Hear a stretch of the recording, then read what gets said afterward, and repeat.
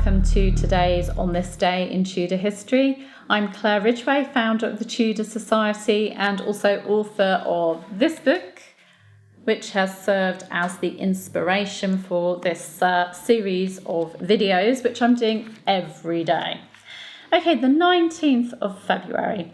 On this day in Tudor history in 1547, 9-year-old King Edward VI processed from the Tower of London to Westminster through the streets of London in preparation for his coronation, which was due to take place the next day.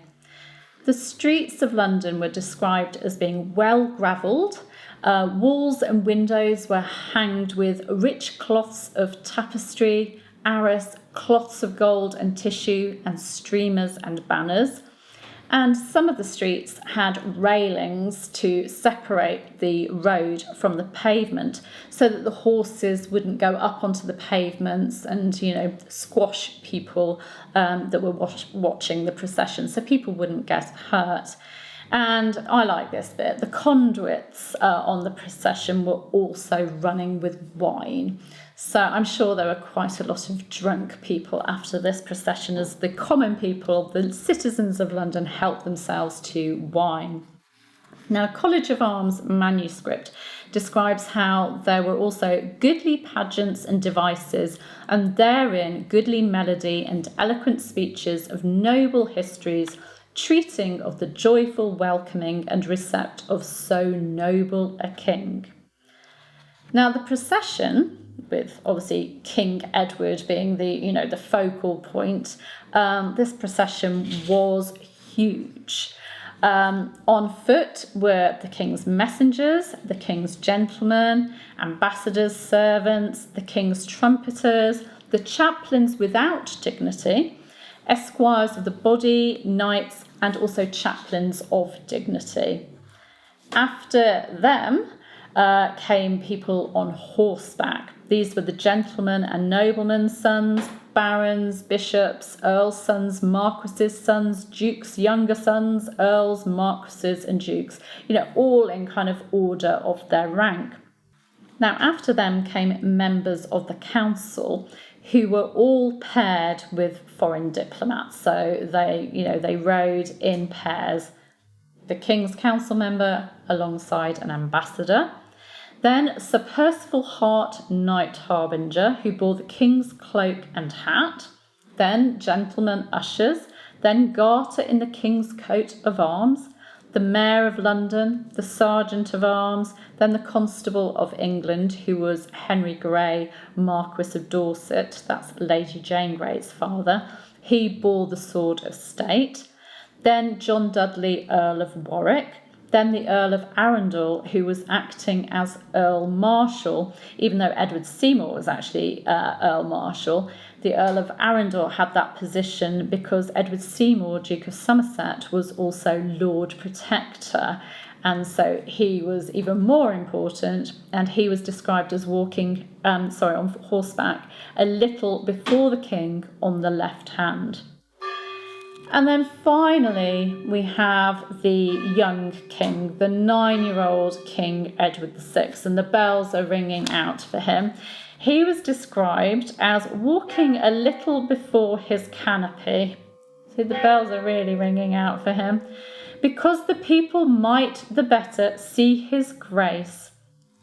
His Highness being richly apparelled with a rich gown of cloth of silver, all over embroidered with damask gold, with a jerkin of white velvet, wrought with Venice silver, garnished with precious stones as rubies and diamonds, with true loves of pearls, that sort of means a lover's knot of pearls, a doublet of white velvet according to the same, with like precious stones and pearls, a white velvet cap garnished with like stones and pearls, and a pair of buskins of white velvet.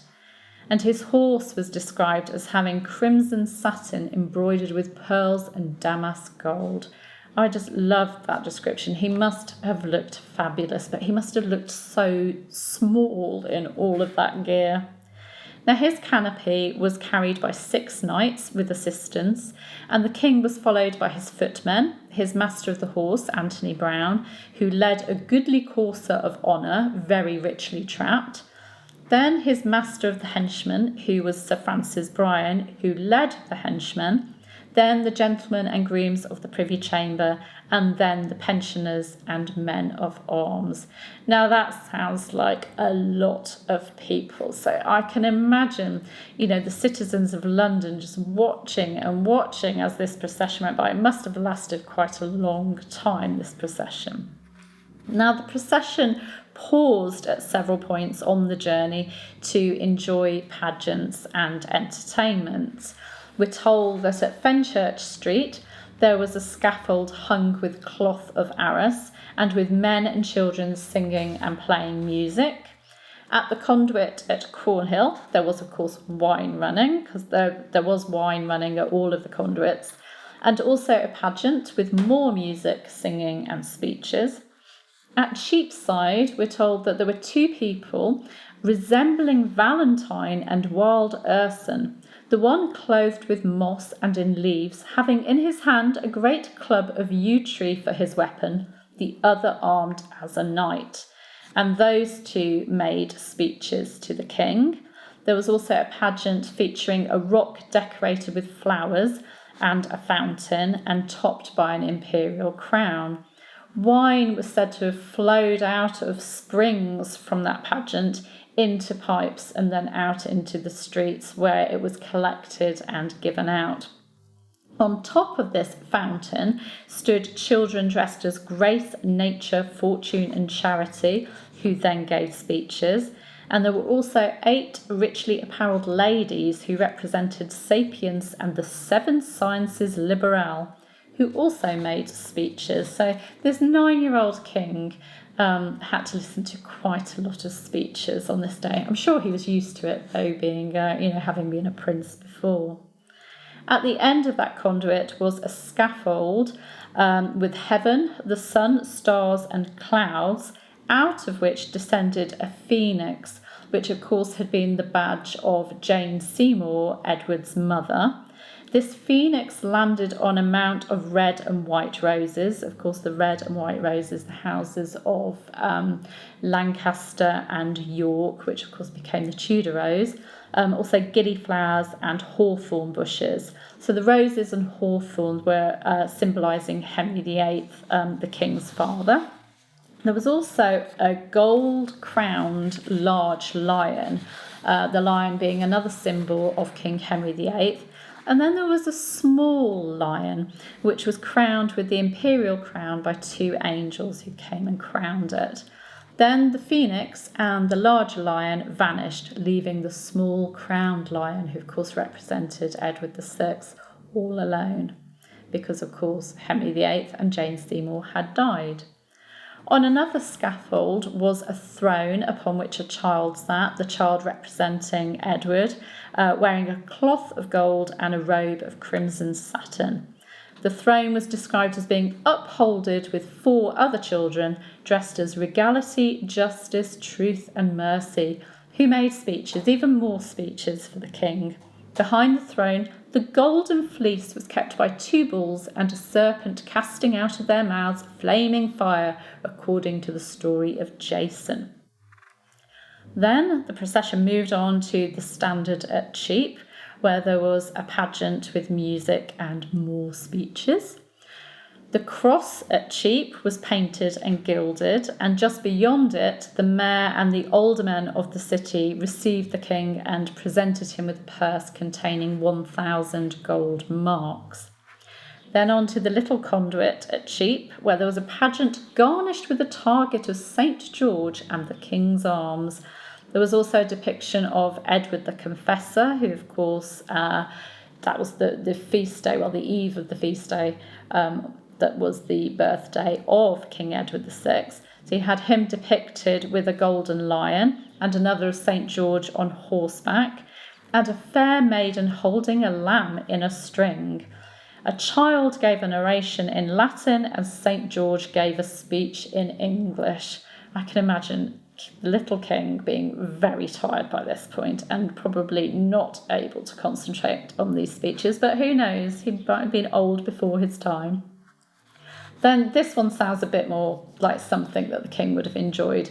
At St Paul's Churchyard, there was a tightrope walker who performed for the king before kissing him on the foot. So that sounds a bit more exciting for little Edward.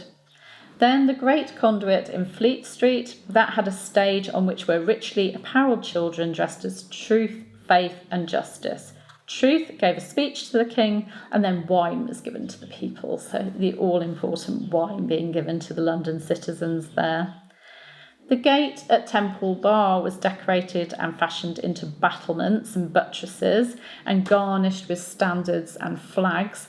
And then apparently 8 French trumpeters blew their trumpets and children sang. I don't think there's mention of speeches there, so at least we didn't have any more speeches. And then this procession, which I don't know how long this procession was, but all of those people, it finally arrived at Westminster. And the young king, who must have been exhausted by this point, thanked all of the ambassadors who'd taken part in the procession. And then he retired to get some rest before his coronation the next day, which of course would be an arduous day for a 9-year-old boy. Wouldn't you have loved to have been been a fly on the wall, or in fact a citizen of London on that day, with all of those pageants, perhaps not all of the speeches, but all of the pageants, the wine running in the conduits, and just all of these people so lavishly dressed, and the streets, all the hangings of tapestries and the streamers and banners. It must have been amazing. And I just love reading these descriptions, these primary source accounts of this type of procession. So that's what happened on this day in Tudor history on the 19th of February 1547. The new king, King Edward VI, had his coronation procession. Thank you for joining me. You can, of course, subscribe by clicking the button that's somewhere there, and you can hit the bell as well to be notified of new videos. I'm doing one of these videos each day of 2019, so you've got plenty more to enjoy. Have a great day. Take care. Bye-bye.